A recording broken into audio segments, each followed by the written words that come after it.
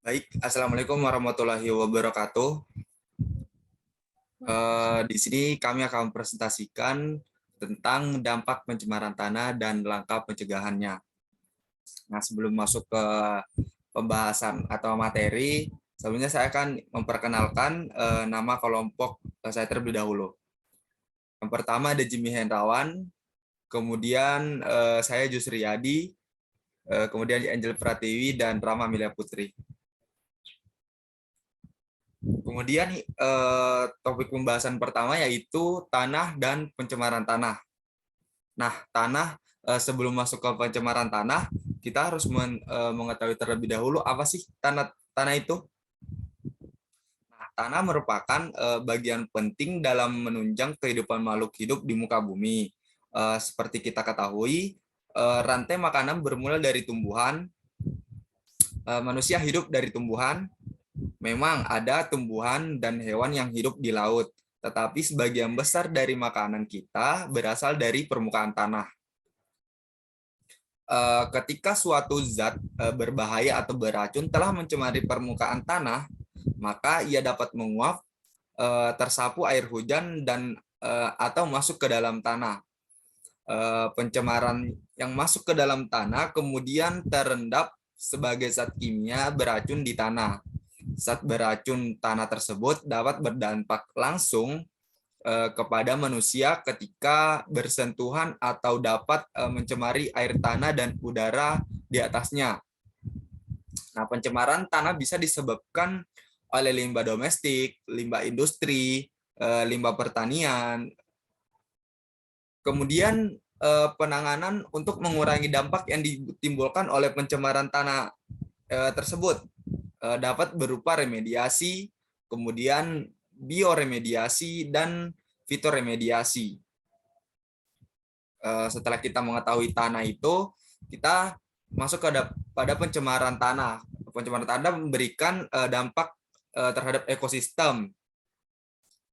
Tanah yang radikal dapat timbul dari adanya bahan kimia beracun berbahaya bahkan pada dosis yang rendah sekalipun. Perubahan ini dapat menyebabkan perubahan metabolisme dari mikroorganisme endemik dan antropoda yang hidup di lingkungan tanah tersebut. Akibatnya, bahkan dapat memusnahkan beberapa spesies primer dan rantai makanan yang dapat diberi akibat yang besar terhadap predator atau tingkatan lain dari rantai makanan tersebut.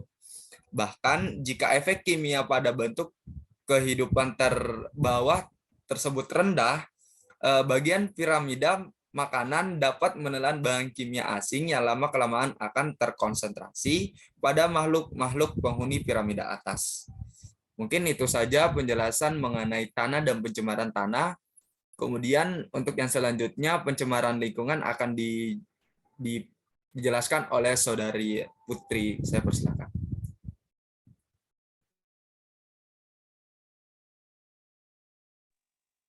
Baik, terima kasih kepada moderator atas waktunya. Di sini saya akan menjelaskan mengenai pencemaran lingkungan, di mana pencemaran lingkungan adalah masuk atau dimasukkannya makhluk hidup, zat, energi, dan atau komponen lingkungan, atau berubahnya tatanan lingkungan oleh kegiatan manusia atau oleh proses alam sehingga kualitas lingkungan ini turun sampai ke tingkat tertentu yang menyebabkan lingkungan menjadi kurang atau tidak dapat berfungsi lagi. Nah, zat atau bahan yang dapat mengakibatkan pencemaran ini biasa disebut dengan polutan, di mana suatu zat polutan ini bisa dibilang polutan apabila keberadaannya ini dapat menyebabkan kerugian terhadap makhluk hidup. Contohnya seperti karbon dioksida yang dengan kadar 0,033% ini jika di udara dia akan bermanfaat bagi tumbuhan, tetapi bila lebih tinggi itu dapat memberikan efek merusak. Nah, suatu zat ini dapat disebut polutan apabila jumlahnya melebihi jumlah normal, kemudian berada pada waktu yang tidak tepat, kemudian berada di tempat yang tidak tepat. Nah, sifat polutan sendiri itu merusak untuk sementara, tetapi reaksi dengan zat lingkungan dia tidak merusak lagi.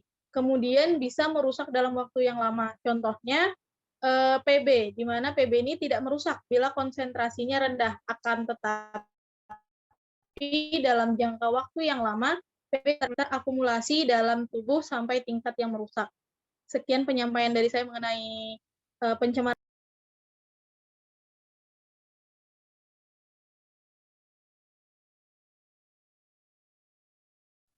Baik, terima kasih atas para materinya. Untuk yang selanjutnya yaitu mengenai pencemaran tanah. Kepada Putri saya persilahkan. Baik, di sini saya akan menjelaskan tentang pencemaran tanah. Pencemaran tanah adalah keadaan di mana bahan kimia buatan manusia masuk dan merubah lingkungan tanah alaminya. Pencemaran ini biasanya terjadi karena kebocoran limbah cair atau bahan kimia industri atau fasilitas komersial, penggunaan pestisida, masuknya air permukaan tanah tercemar ke dalam lapisan subpermukaan. Kemudian juga kecelakaan kendaraan pengangkut minyak, zat kimia, atau limbah.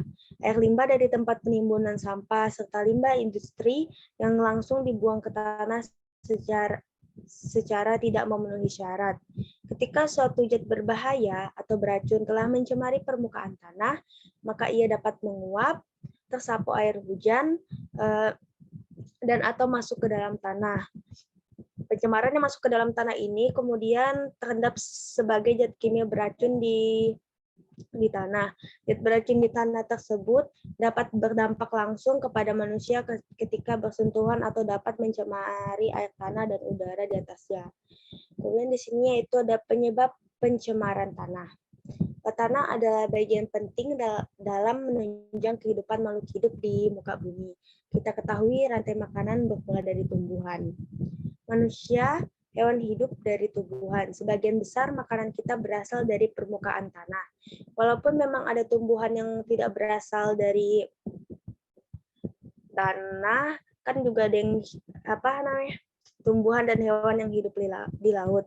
Sudah sepatutnya juga kita itu menjaga kelestarian tanah sehingga bisa mendukung kehidupan di muka bumi, sehingga pencemaran air dan udara sebagaimana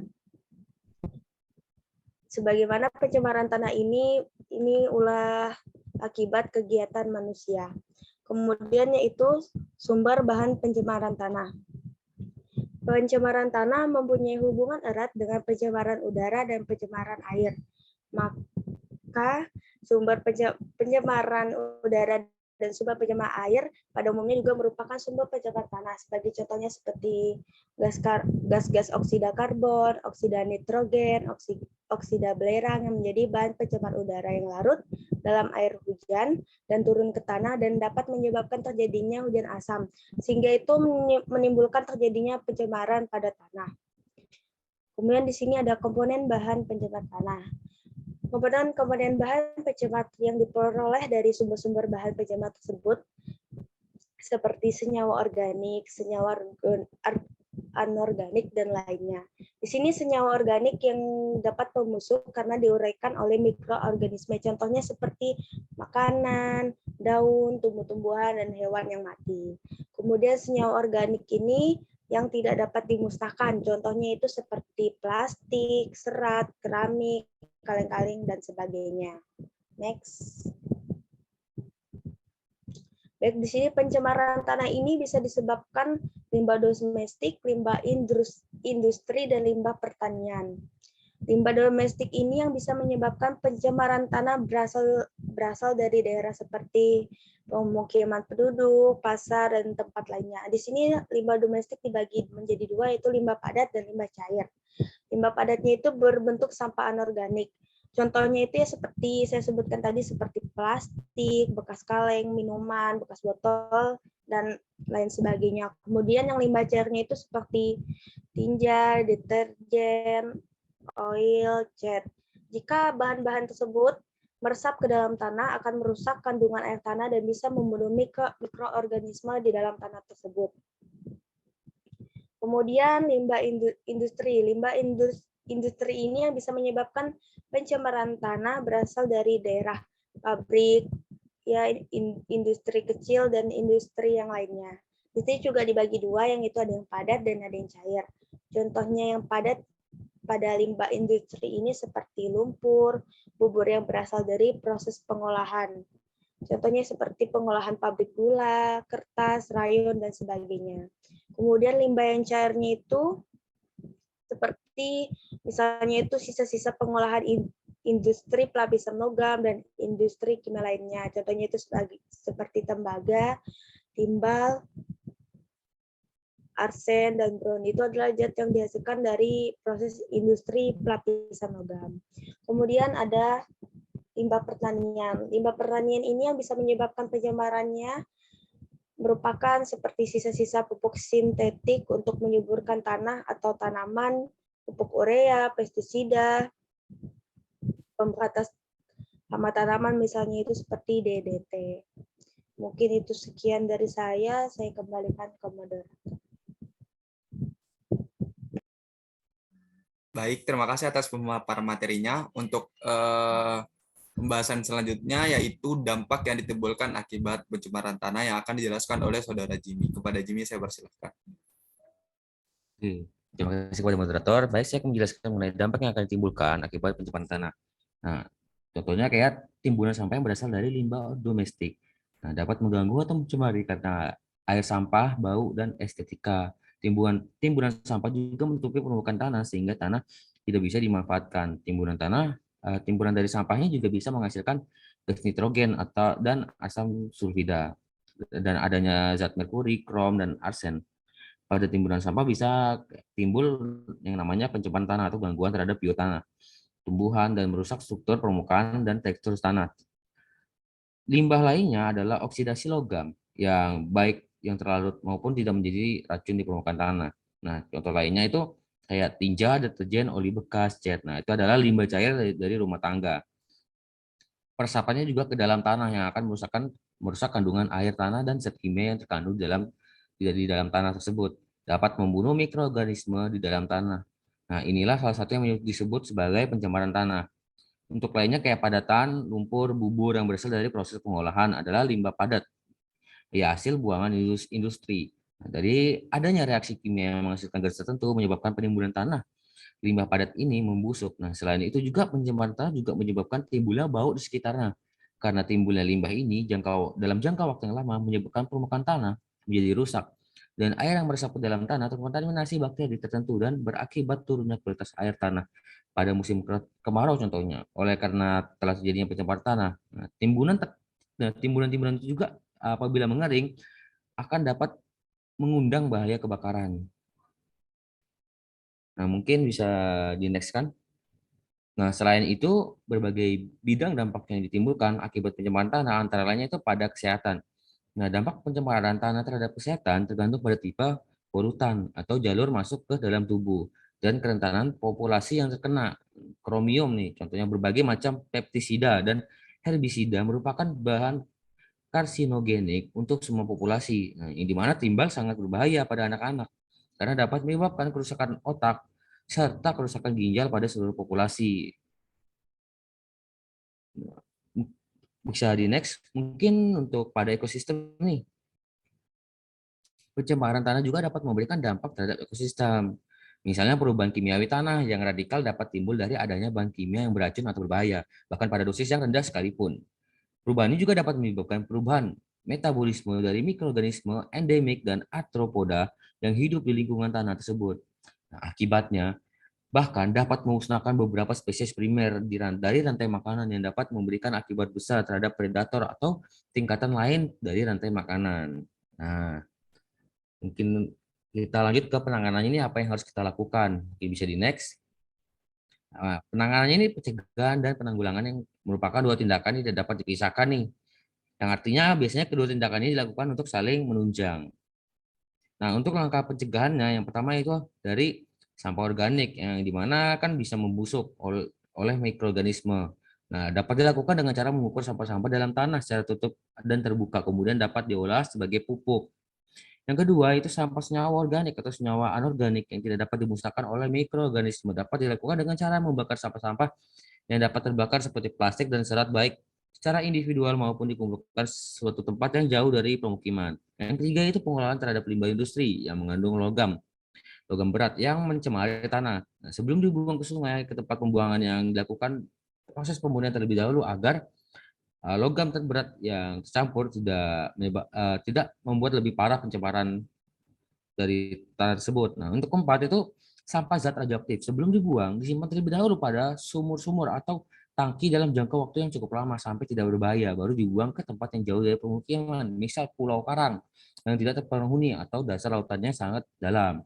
Yang kelima, penggunaan pupuk. Pestisida juga digunakan secara sembarangan, namun sesuai dengan aturan dan tidak berlebihan. Yang keenam, usahakan membuang dan memakai dengan beberapa senyawa organik yang dapat dimusnahkan atau diuraikan kembali. Nah, untuk langkah penanganannya ini, pertama, khususnya terhadap limbah domestik yang berjumlah sangat banyak yang diperlukan agar tidak mencemari tanah. Pertama, sampah tersebut kita pisahkan ke dalam sampah organik yang dapat diuraikan oleh mikroorganisme dan sampah yang tidak dapat diuraikan oleh mikroorganisme. Akan sangat baik jika setiap rumah tangga bisa memisahkan sampah atau limbah atas dua bagian, yakni organik dan anorganik. Dalam dua wadah berbeda sebelum diangkut ke tempat pembuangan akhir. Nah, sampah-sampah organik yang tidak dapat diuraikan oleh mikroorganisme, cara penanggulangan yang terbaik dengan cara mendaur ulang. Nah, dengan mengurangi penggunaan produk pupuk sintetik atau berbagai bahan kimia yang untuk pemberantasan hama seperti pestisida. Oke.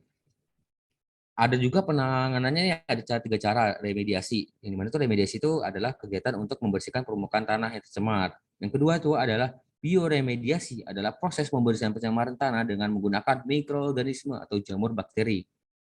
Nah, yang terakhir ini ada fitoremediasi, adalah teknologi pembersihan, penghilang atau pengurangan polutan berbahaya seperti logam berat, pestisida. Nah, keuntungan dari itu dari tiga langkah di atas itu yaitu biaya operasinya lebih mudah, tanaman juga dapat digunakan sebagai bahan bakar, pencemaran pada tanah bisa berkurang, tanah yang dia mengalami perbaikan akibat adanya aktivitas lebih cepat kembali normal, tanah lebih subur kembali. Nah, untuk manfaatnya mungkin bisa dilihat dari gambar sebelum penanganan. Apabila kalau kita membuang limbah ke sungai secara tidak sembarangan dan tidak melakukan pemurnian, maka hasil yang didapat itu sebelum penanganan. Apabila kalau kita melakukan pemurnian, menjaga ke si limbah-limbah yang kita hasilkan, nah pasti akan sesuai pada gambar sesudah penanganan, di mana dapat tidak ada aroma bau busuk dan dapat enak dilihat. Oke, sekian pemaparan dan materi dari saya kembalikan ke Jusradi. Baik, terima kasih kepada Jimmy atas pemaparan materinya. Jadi dapat saya simpulkan mengenai presentasi kami pada pertemuan kali ini, yaitu pencemaran tanah adalah keadaan di mana bahan kimia buatan manusia masuk dan merubah lingkungan tanah alami. Pencemaran ini biasanya terjadi karena seperti tadi limbah cair atau bahan kimia industri dan fasilitas komersial, kemudian penggunaan pestisida, kemudian masuknya air permukaan tanah tercemar ke dalam lapisan subpermukaan, kemudian kecelakaan kendaraan penyangkut minyak, kemudian zat kimia atau limbah air. Kemudian air limbah dari tempat penimbunan sampah serta limbah industri yang langsung dibuang ke tanah secara tidak memenuhi syarat atau illegal dumping. Kemudian penanganan limbah sampah yang mengakibatkan pencemaran tanah dapat dilakukan dengan beberapa cara seperti yang disebutkan Jimmy tadi, seperti remediasi, kemudian bioremediasi, dan dengan teknologi fitoremediasi. Walaupun beberapa cara telah dapat digunakan untuk mengurangi dampak dari pencemaran tanah, namun alangkah baiknya jika kesadaran untuk menjaga kelestarian alam dan lingkungan lebih ditingkatkan. Bahan-bahan yang kita perlukan dalam memenuhi kebutuhan dapat diperoleh dari tanah. Karenanya mari kita menghindari pencemaran tanah bersama-sama menjaga kelestariannya demi kelangsungan anak cucu kita di masa yang akan datang. Mungkin sekian presentasi dari kelompok kami. Saya akhiri. Wassalamualaikum warahmatullahi wabarakatuh.